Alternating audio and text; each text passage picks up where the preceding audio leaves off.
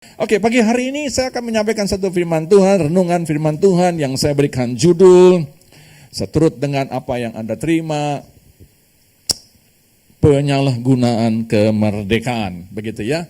Oh, saya tidak tahu nih kenapa angkanya bisa muncul, oh ini bisa tidak muncul, mungkin tadi ada perubahan font rupanya ya. Oke, Bapak Ibu salam Tuhan, penyalahgunaan kemerdekaan. Tadi Ibu Ana sudah mengatakan bahwa kemarin kita sudah sama-sama turut merayakan Hari Kemerdekaan Indonesia ya. Yang ke berapa saudara? Iya, kalau tidak hafal bertobat saudara ya.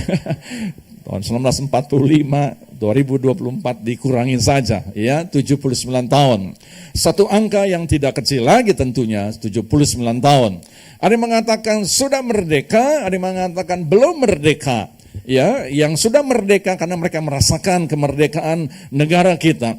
Saya ingat sekali bagaimana kalau Anda pernah sekolah, pernah belajar sejarah bangsa Indonesia, ya, bagaimana ketika Indonesia pada tahun 1945 selama beberapa puluh tahun negara kita dijajah oleh Belanda, oleh Jepang, dan akhirnya Soekarno-Hatta mendeklarasikan kemerdekaan bangsa Indonesia, ya. Dan Indonesia merdeka bukan karena diberi, tapi karena perjuangan. Ya, Bapak Ibu bisa melihat di beberapa museum yang ada di kota Jakarta dan juga beberapa tempat di luar Jakarta. Dikatakan di sana bagaimana bangsa Indonesia ketika merebut kemerdekaan itu tidak mudah. Ya, saya tidak akan mengajarkan lagi tentang hal itu karena Bapak Ibu saya percaya sudah pernah mendengarnya. Dan tetapi Bung Hatta menyampaikan satu statement yang sampai hari ini saya terkenang dan saya percaya itu merupakan bagian perenungan buat negara dan bangsa kita dan juga kita yang hadir pada pagi hari ini. Dia katakan begini, merebut kemerdekaan tidak mudah, tetapi lebih sulit lagi mengisi kemerdekaan itu, ya, dan mempertahankan kemerdekaan itu. Mengapa Bapak Ibu? Tentunya kemerdekaan yang diraih tentunya harus dipertahankan dan harus juga diisi kemerdekaan itu. Apa yang akan dilakukan? Nah, ini negara dan bangsa kita, ya. Kemarin, hal yang pertama, negara dan bangsa kita mengadakan perayaan di IKN, ya, Ibu Kota Nusantara. Anda tentunya menyaksikan di televisi, ya. Dan dikatakan juga ini yang baru pertama kali diadakan secara relay, baik di IKN di Nusantara yang jauh di sana Kalimantan dan juga di Jakarta secara bersamaan waktunya, ya. Dan itu semua disaksikan oleh seluruh penduduk Jakarta maupun seluruh rakyat Indonesia karena di relay dari semua stadion, studio maksud saya, studio televisi. Dan orang-orang yang mengecam, orang-orang yang mencoba untuk mengatakan tidak mungkin diadakannya, tetapi kenyataan diadakan. Dan cukup bagus, saya pribadi melihat cukup bagus, cukup megah, walaupun masih ada beberapa kekurangannya, cukup mengkatup mulut orang-orang yang pertama kali sinis tentang keadaan kondisi itu. Saya tidak bicara politik Bapak Ibu, saya bicara soal objektivitas dan karena saya ada tema yang saya ingin bagikan. Nah Bapak Ibu dalam Tuhan, mari kita pelajari sekarang dalam kehidupan kerohanian kita. Ya, saya akan berikan satu ayat firman Tuhan sebagai ayat pembukaan, 1 Petrus 2. Mari kita akan baca sama-sama. Petrus 2 ayat yang ke-16. Satu ayat pegangan buat kita pagi hari ini berbicara tentang kemerdekaan di dalam Kristus. Mari kita baca 2, 3. Hiduplah sebagai orang merdeka dan bukan seperti mereka yang menyalahgunakan kemerdekaan itu untuk menyelubungi kejahatan-kejahatan mereka. Dan hiduplah sebagai hamba Allah. Diberkati setiap orang yang menjadi pelaku firman Tuhan. Bapak Ibu, Rasul Petrus mengingatkan kepada gereja Tuhan, ya, bagi mereka yang sudah hidup, yang dikatakan sebagai murid Kristus, yang mengatakan dirinya sudah menjadi orang Kristen, yang dikatakan mereka sudah menjadi orang yang mau diselamatkan dan sudah diselamatkan. Dikatakan begini, hiduplah sebagai orang merdeka dan bukan seperti mereka yang menyalahgunakan kemerdekaan itu. Nah, Bapak Ibu, saya ambil ayat ini dan saya kutip katanya, menyalahgunakan kemerdekaan. Ya, dikatakan bahwa hiduplah sebagai hamba Allah. Bapak Ibu dikasih dalam Tuhan, jangan punya konotasi yang sempit bicara hamba Allah, itu bicara soal pendeta. Jangan punya arti yang salah di dalam kata-kata hamba Allah. Hamba Allah itu bukan bicara soal full timer atau non full timer. Jangan bikin dikotomi.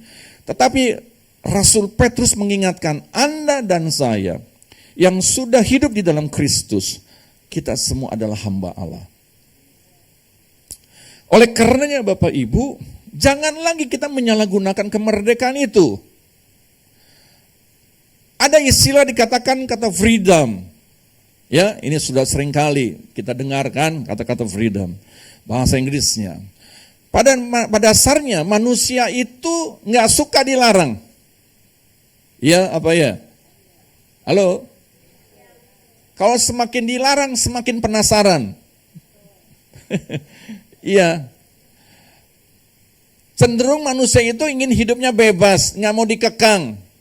Makanya ada beberapa negara di mana penduduknya, saya bicara dari sisi kekeluargaannya, mereka nggak mau menikah resmi dengan alasan bahwa mereka nggak mau diikat, nggak mau terikat. Jadi mereka bilang gini, sejauh you and me like and like gitu saudara. Sejauh you dan saya suka sama suka, mari kita living together, mari kita hidup bersama-sama. Dan satu saat ketika kita tidak suka lagi, mari kita berpisah dengan baik-baik. Ya. Dan itu menjadi satu kata-kata klise dipakai saat sekarang ini. Kita boleh bercerai, tetapi kita hidup sekarang sebagai kakak dan adik. Kita hidup seperti orang yang punya hubungan yang dekat. Istilah kata-kata klise itu seringkali digunakan, kenapa? Lagi sekali bisa karena mereka punya sifat nggak mau dikekang. Bapak Ibu salam Tuhan, hati-hati dengan istilah ini. Cenderung manusia itu suka memberontak dan melanggar larangan aturan. Bapak Ibu, kata-kata freedom ini sebetulnya itu kata-kata yang baik. Ya, manusia kadang-kadang, saya ulangi lagi, nggak suka dilarang. Kalau mereka sekarang mengikuti aturan itu bukan karena apa-apa, karena mereka takut didenda. Mereka takut dihukum. Betul enggak Bapak Ibu? Tolong multimedia tampilkan lagi materi saya. Bapak Ibu salam Tuhan, manusia itu kalau mereka mengikuti aturan karena takut didenda. Dan bukan karena kedisiplinan, punya sifat kedisiplinan, bukan karena kedewasaan.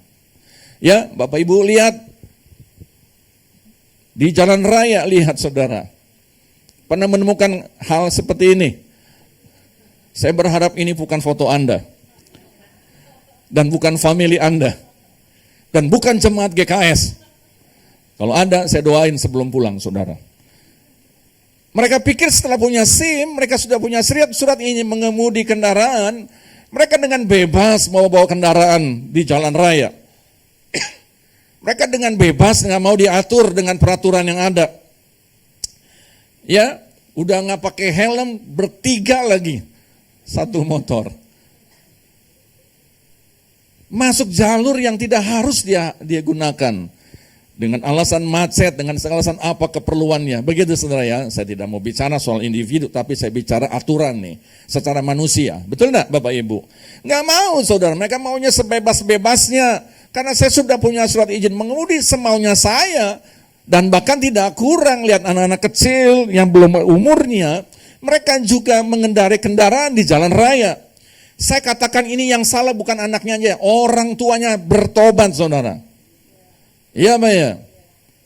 Ini anak nggak mungkin naik motor orang lain tetangganya. Diberikan kebebasan. Saudara, saya tidak bicara negara kita, tapi saya bicara soal manusia, sifat manusia. Ya. Kalau ada orang tua yang datang pagi hari ini mengizinkan anaknya naik motor sebelum usianya, bertobat saudara. Bapak Ibu ingat ada istilah stay at home. Pernah ingat? Stay at home. Sampai istilah muncul dengan work from home. Ya. Kenapa? Karena pada saat itu peristiwa apa? Peristiwa ada yang namanya pandemik COVID-19. Beberapa negara mengadakan namanya lockdown. Dan mereka melakukan vaksinasi. Tetapi yang terjadi ada beberapa negara terjadi demo saudara. Tidak kurang-kurangnya beberapa negara. Mereka demo, mereka marah. Kita nggak bicara soal alasannya. Saya ingin berbicara sifat manusianya, Bapak Ibu. Ya, mereka berdemo, mereka mau kembali bekerja. Kami ingin kerja kembali, kami tidak mau di rumah karena mereka mengatakan tanggung jawab dan seterusnya. Makanya Bapak Ibu, lain kali saya akan bicara soal bagaimana mengelola keuangan. Supaya Anda jangan menjadi orang yang pemboros, Anda tidak memanage keuangan. Bukan salahnya Tuhan, bukan salah siapa-siapa, tapi karena salah kehidupan di dalam kita memanage keuangan. Ya, dalam kesempatan saya akan bahas. Bapak Ibu lihat, di mana-mana negara, Australia, Amerika, di London, di Jepang, bahkan juga tidak kurang di negara kita. Tadi saya sudah sampaikan beberapa foto. Mereka berdemonstrasi. Mereka adalah orang-orang yang merasa dikekang oleh pemerintah. Apalagi isu-isu yang mengatakan bahwa mereka bebas memilih. Mereka tidak mau lagi dikontrol oleh pemerintah. Lihat beberapa Bapak Ibu lihat. Mereka tidak mau mengikuti perintah untuk pakai masker. Mereka berdemo untuk anti vaksin. Mereka katakan ini semua politik dan segala macam. Bapak Ibu, saya tidak mau berdebat masalah itu dan saya bukan poin untuk berbicara mengenai hal yang sudah lalu. Tapi saya ingin mengingatkan, sifat manusia itu tidak mau diatur. Mereka tidak mengerti bahwa virus corona itu bisa mencelakai siapa saja pada saat 2019 sampai 2023. Ya. Dan kita tahu bahwa tidak sedikit banyak korban yang berjatuhan. Banyak korban yang berjatuhan, Bapak Ibu. Tidak sedikit juga ada keluarga-keluarga yang meninggal. Karena bukan dianya, mereka sudah ada di dalam stay at home, tetapi ada orang-orang yang membandel dan membawa penyakit itu ke rumah. Jelas Bapak Ibu, sifat manusia ini adalah sifat yang kita harus perhatikan baik-baik ketika Anda dan saya sudah hidup di dalam Tuhan. Jangan menggunakan kemerdekaan itu dengan kebablasan.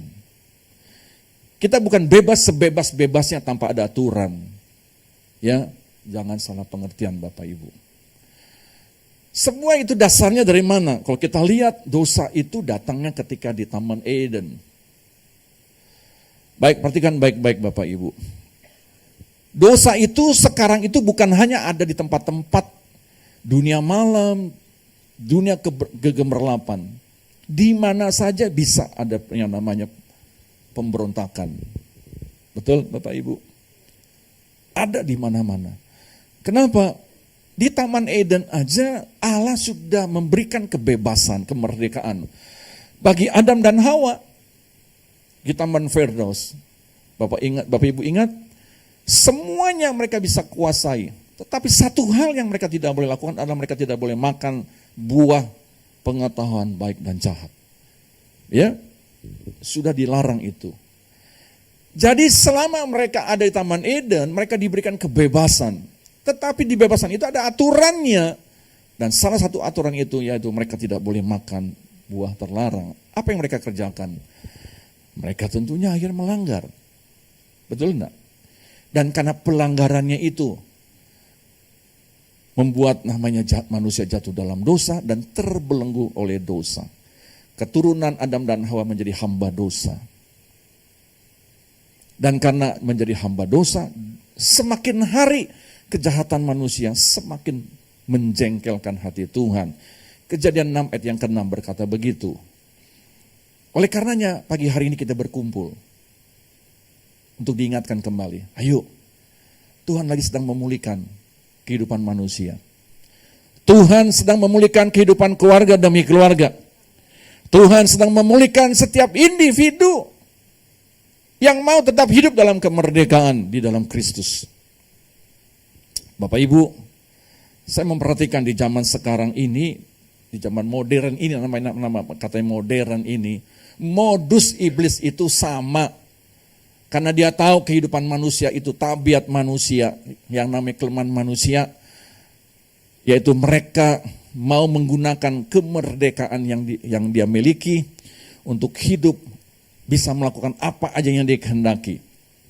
Dan oleh karena itu iblis berusaha, Bapak Ibu, dengar baik-baik, iblis berusaha mempengaruhi manusia seperti apa yang dilakukannya kepada Adam dan Hawa. Bapak Ibu, kita aja nih hidup dengan kehidupan tanpa iblis. Kita sudah ada musuh yang namanya apa? Kedagingan ini. Betul ya? Halo? Paulus bilang begini ya, hati berkehendak berbuat baik, tapi yang keluar jahat. Paulus sudah bilang tuh, berarti musuhnya itu adalah kedagingan, sifat daging ini. Ditambah lagi ada musuh. Kalau Anda dan saya tidak mau sadar dan tidak mau bertobat total, dengar baik-baik, bertobat sepenuhnya, iblis itu akan menggerogoti yang namanya kedagingan kita, dan kemudian dia menguasai hidup kita. Pernah dengar orang bilang begini, kamu nih kayak kesetanannya, begitu ya. Pernah dengar istilah ini? Puji Tuhan, jemaat ini jemaat orang-orang yang punya komunitas yang kudus. Saya pernah dengar gitu. Pak, ini anak Pak, kesetanan Pak, kalau nggak dimarahi, kalau dikasih tahu. Nggak bisa dikasih tahu. Dihukum dia semakin bukan membaik, semakin memberontak. Apa yang dia minta, dia maunya aja. Bapak Ibu yang punya anak, dengar baik-baik. Anda boleh sayang anak, tapi anak tetap harus didisiplinkan kalau dia melakukan sesuatu kesalahan. Ada amin? Tidak semua permintaan anak kita harus penuhi. Saya punya anak 3, saya didik anak saya seturut dengan firman Tuhan. Dan saya berani berkata tentang apa yang saya lakukan dengan istri saya, membesarkan anak-anak saya seturut dengan firman Tuhan.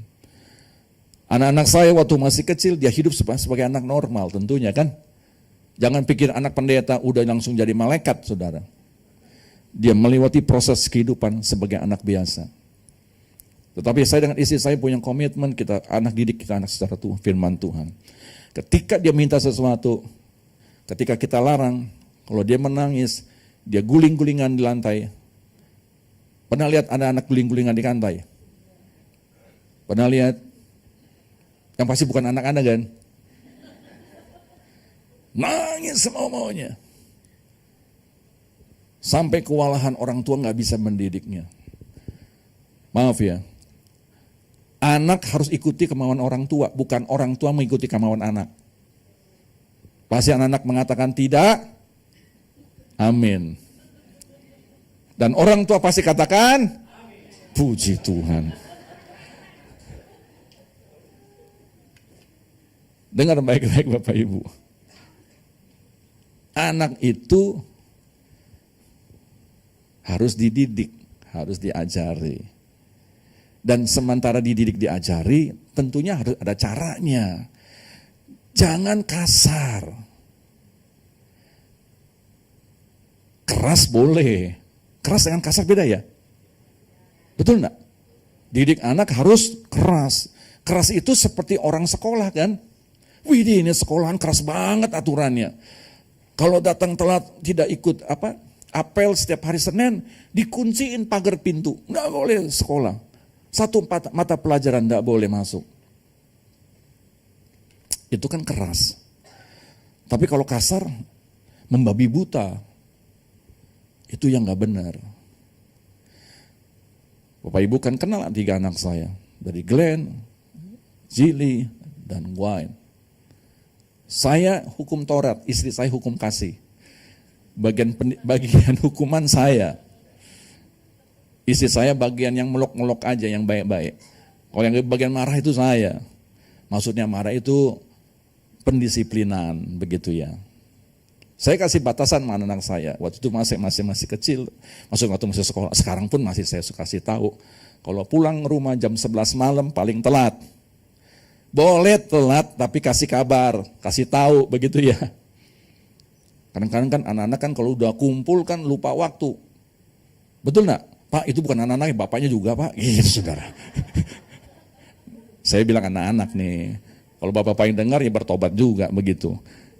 Kalau pulang telat kasih tahu. Supaya orang tuanya tidak khawatir, supaya orang tuanya tidak berpikir yang hal-hal yang negatif, ya kan?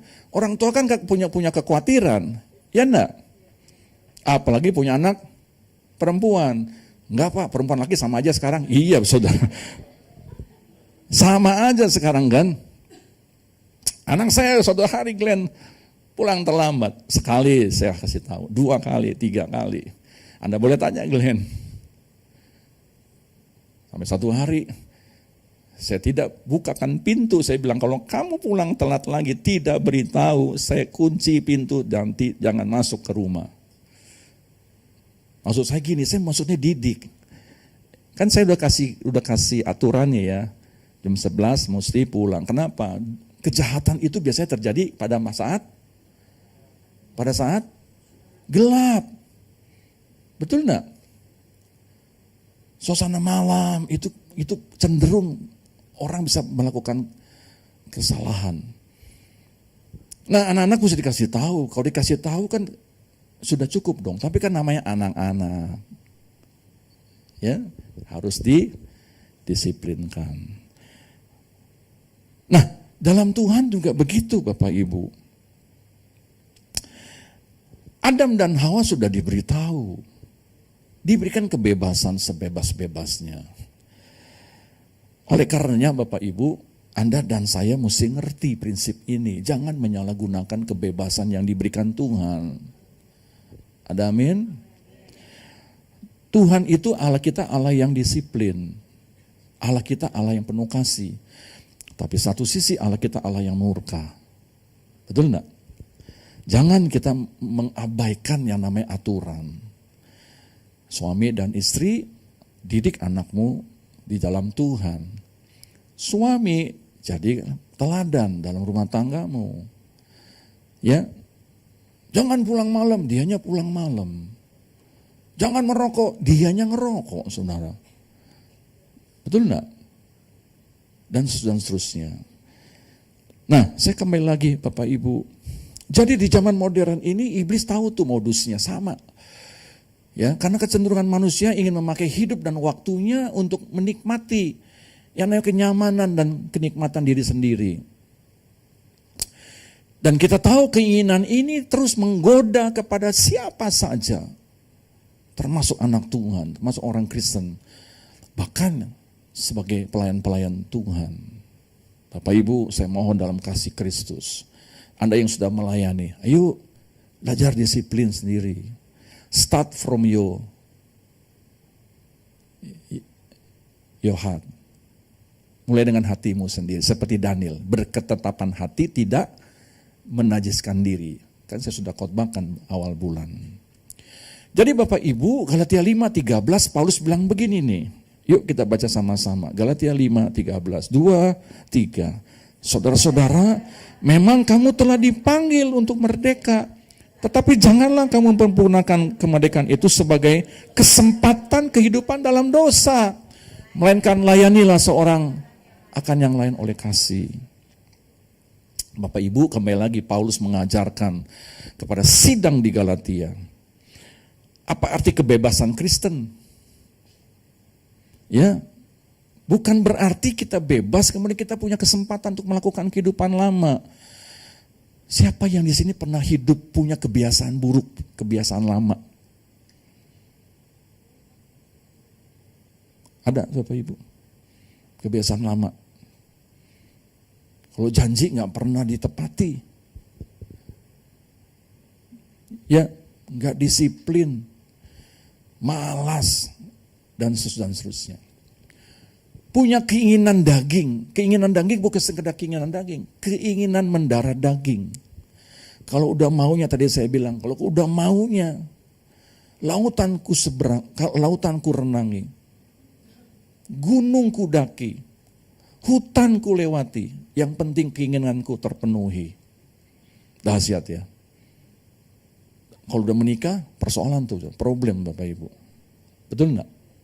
Jadi Bapak Ibu nih yang di dalam Tuhan dan anak-anak yang hadir nih, yang belum menikah, kalau Anda masih punya orang tua dan orang tuamu mendidikmu, mengajar seturut dengan firman Tuhan, dengar baik-baik, seturut dengan firman Tuhan, jangan saudara abaikan.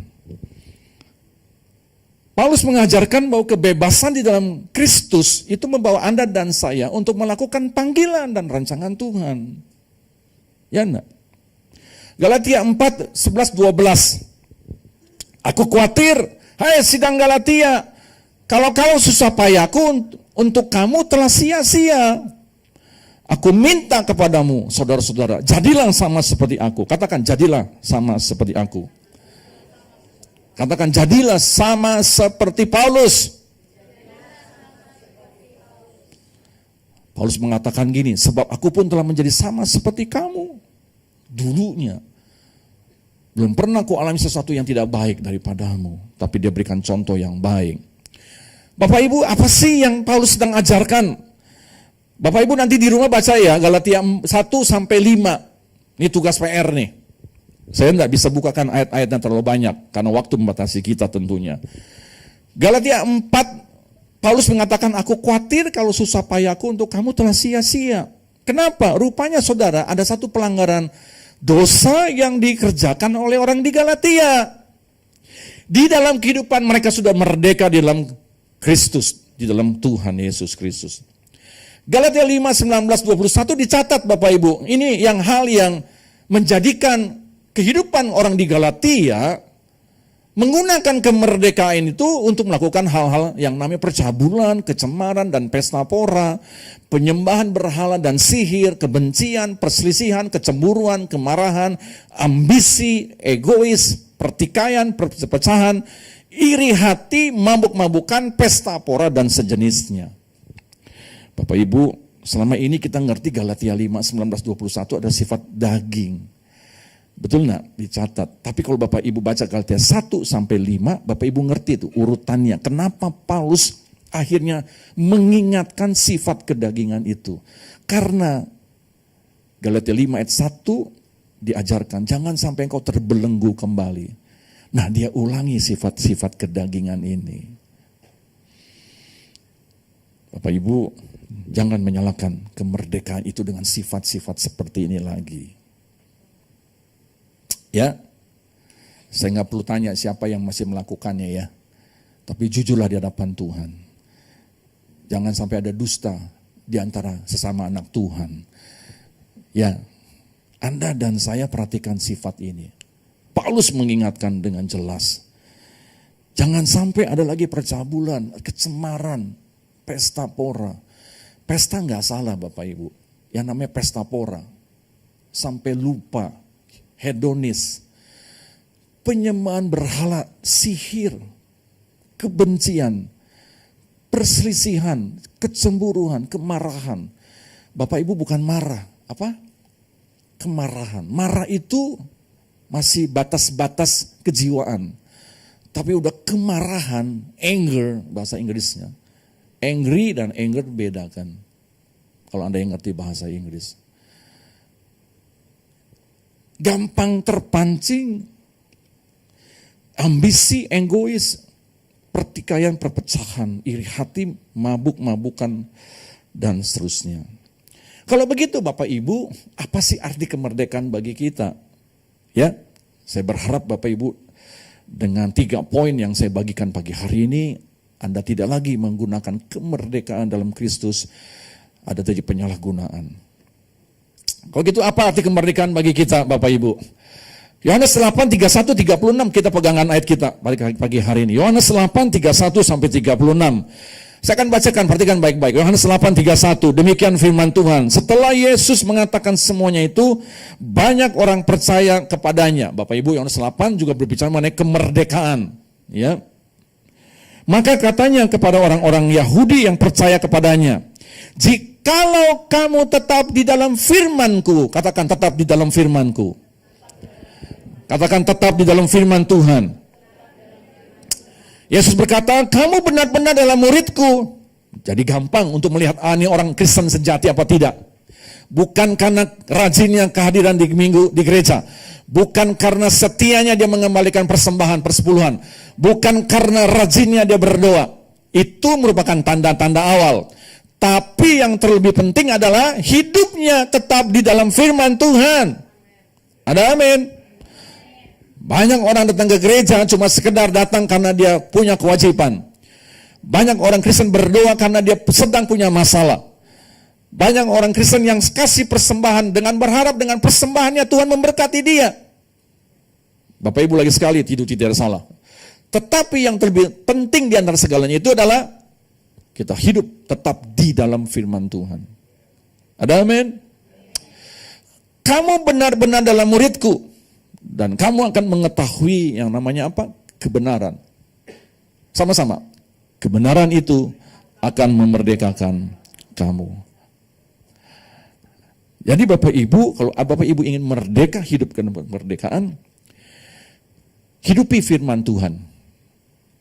Praktekkan setiap firman Tuhan yang Anda sudah dengar melalui khotbah maupun dalam saudara membaca firman dan Roh Kudus berbicara kepada Anda. Ayat 33 dikatakan begini, jawab mereka, kami adalah keturunan Abraham dan tidak pernah menjadi hamba siapapun. Bagaimana engkau dapat berkata kamu akan merdeka? Bapak Ibu, pada saat itu orang Farisi dan ahli Taurat berpikir bahwa Yesus sedang mengajarkan sesuatu tentang perhambaan. Pengajaran tentang hukum Taurat. Kata Yesus kepada mereka, aku berkata kepadamu, sesungguhnya setiap orang yang berbuat dosa adalah hamba dosa.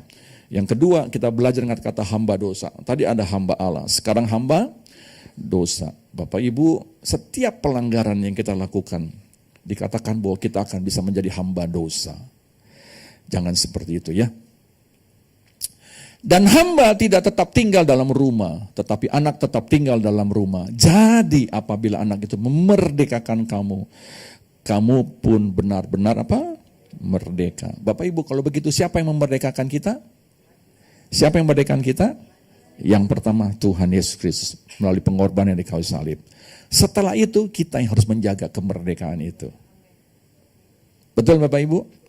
Makanya ketika ada seorang perempuan yang kedapatan berzina, ya, lalu para orang-orang Farisi, ahli Taurat membawa dan menjatuhkannya di hadapan Yesus.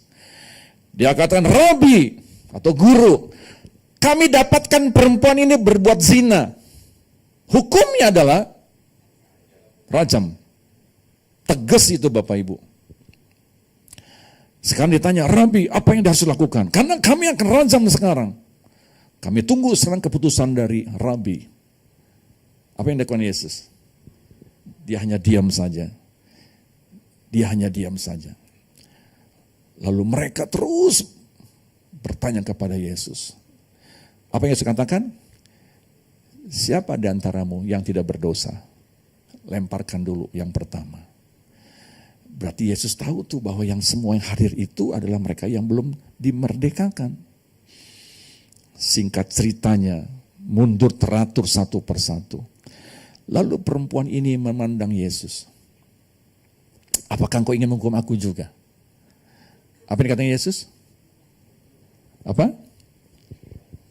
Pergilah. Jangan berbuat dosa lagi. Bapak Ibu, kalau orang sudah divonis salah dan harus dihukum, tiba-tiba dibebaskan hukumnya. Waduh, itu rasanya leganya minta ampun ya. Betul enggak? Pernah Anda dihukum waktu sekolah? Pernah dihukum orang tua waktu masih kecil? Pernah ketangkap polisi karena salah?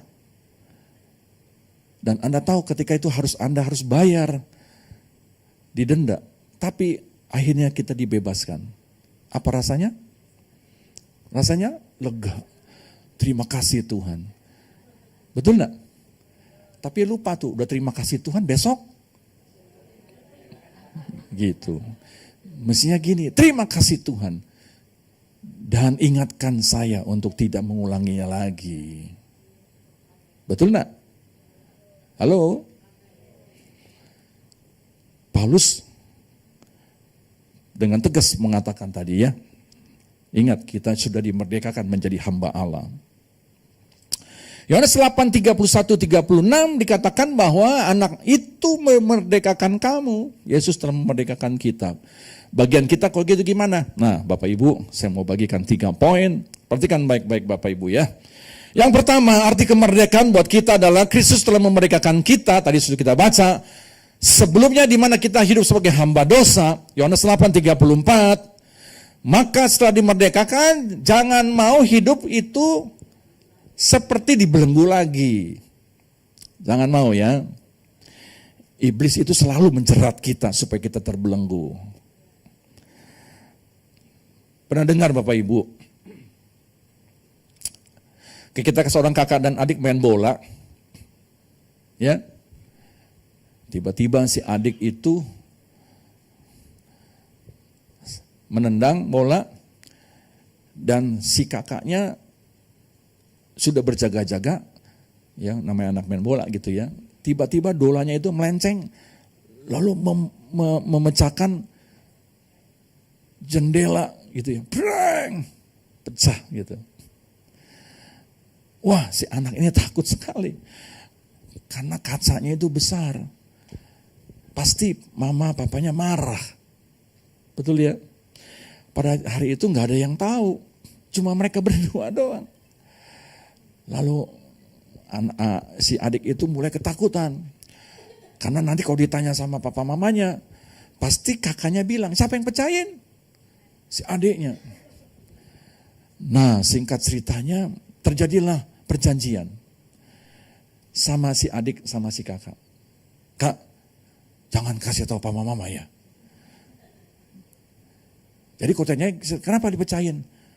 Bilangnya angin gitu. Angin kenceng, lalu ada benda yang membuat kaca pecah. Singkatnya deal. Deal. Udah selesai. Dan Anda tahu setiap kali kakaknya disuruh sesuatu oleh papa mamanya, dia panggil adiknya, Dek, sini Dek. Kenapa? Lakukan apa yang mama papa perintahkan buat saya. Dia suruh adiknya. Adiknya bilang begini, enak aja, saya lagi banyak PR. Ingat, kalau kamu gak mau ngerjain, saya kasih tahu papa mama, siapa yang pecahin kaca? Dia takut saudara. Ya tolong deh, nggak apa-apa deh, aku kerjain. Cuma jangan janji ya, apa? Jangan kasih tahu papa, mama. Dia kerjain, padahal dia banyak PR. Dia kerjain. Sehari, 2 hari, 3 hari. Semua kerjaan kakaknya itu selalu dimakan adiknya. Sampai satu malam adiknya nggak kuat lagi. Dia bilang begini, ini kalau begini terus lama-lama bisa kurus kering nih. Satu malam dia ketuk pintu, dia datang ke kamar papa mamanya. Dia bilang begini, Pa, Ma, adik mau mengaku kesalahan. Apa yang kamu lakukan? Apa yang kamu mau lakui? Dia bilang gini, Ma, Pa, minggu lalu kaca pecah dan aku yang pecahin. Ketika lagi main bola sama kakak. Terus papa mamanya tanya gini, kenapa sekarang baru mengaku kesalahan kamu? Dia bilang gini, karena aku terintimidasi. Karena aku selalu jadi apa? Budak dari sang kakak. Mamanya bilang begini, Mama ampuni. Bahkan mama lihat secara nggak langsung ketika kamu menendang bola pecah, mama baru keluar dari kamar dan mama lihat kamu yang pecahin bola. Sejak hari itu adiknya keluar kamar senyum-senyum. Besok paginya si kakak panggil, Dek sini. Apa? Nih kerjain ini. Adiknya diam aja. Kerjain. Adik bilang gini, apa dia bilang? Enak aja. Kerjain sendiri. Ketika kakaknya bilang gini, awas ya, saya kasih tahu papa mama. Dia bilang apa? Sekarang saya sudah bebas. Saya sudah bebas. Saya tidak lagi akan dihukum papa mama. Kenapa? Karena dia sudah mengakuinya. Bapak Ibu, kalau kita melakukan dosa, Tuhan tahu nggak? Tuhan lihat nggak? Siapa yang suka mendakwa kita? Siapa? Iya, iblis pakai tetangga kita, kiri, kanan, depan, belakang kita. Jadi Bapak Ibu, Paulus bilang gini nih, jangan lagi kita mau dibelenggu, jangan mau lagi ya. Hal yang kedua yang kita bisa pelajari adalah ketika kita dimerdekakan untuk apa sih? Untuk hidup di dalam kebenarannya. Jadi Bapak Ibu dengan baik-baik. Jangan ketika sudah kita dimerdekakan, sudah minta ampun sama Tuhan, bertobat, dibaptis, setelah itu diam-diam aja. Jangan saudara. Saudara harus menghidupkan kebenarannya. Kemerdekaan yang kita miliki bukan berarti bebas tanpa batas. Saya ulangi lagi Bapak Ibu. Kita diminta untuk tinggal di dalam firman-Nya. Tadi sudah kita baca Yohanes 6, 8 maksud saya ayat yang ke-31. Untuk itu sidang Efesus diingatkan oleh Rasul Paulus. Karena kita buatan Allah diciptakan dalam Kristus Yesus untuk melakukan pekerjaan baik yang dipersiapkan Allah. Sebelumnya ia mau supaya kita hidup di dalamnya. Bapak Ibu, saya ulangi lagi. Mari kita melayani. Ya. Jangan kita ini tidak melayani.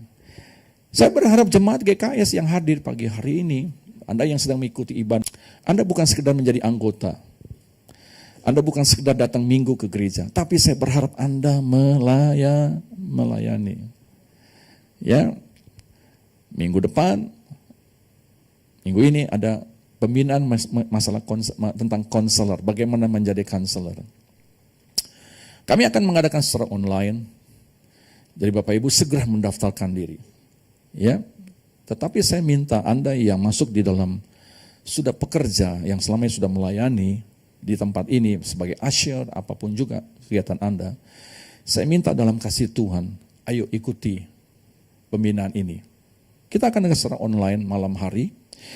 Jadi tidak ada alasan sebetulnya Anda tidak bisa mengikuti. Kecuali Anda tidak punya kuota. Kedua, Anda tidak punya handphone. Ketiga, Anda tidak tahu bagaimana menggunakannya. Ya, jangan pulang, nanti Anda bisa bertanya kepada teman atau kepada saya atau kepada mereka yang sudah pernah menggunakannya. Bapak Ibu, yang ketiga, yang terakhir, the last but not the least. Kita dimerdekakan untuk melayani Tuhan dan sesama dengan kasih. Galatia 5:13b bilang begini nih. Melainkan layanilah seorang akan yang lain oleh kasih. Saya minta maaf yang mengikuti live streaming agak terpotong. Kita mau melayani Tuhan dan melayani sesama. Jadi kita dimerdekakan bukan untuk kita sendiri.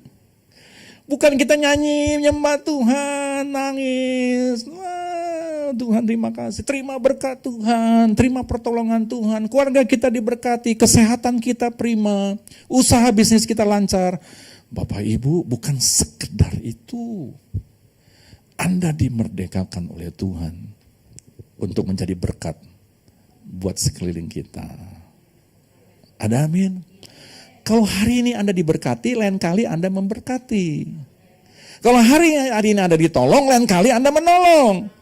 Kalau hari ini Anda disembuhkan Tuhan, lain kali Anda berdoa untuk orang lain disembuhkan.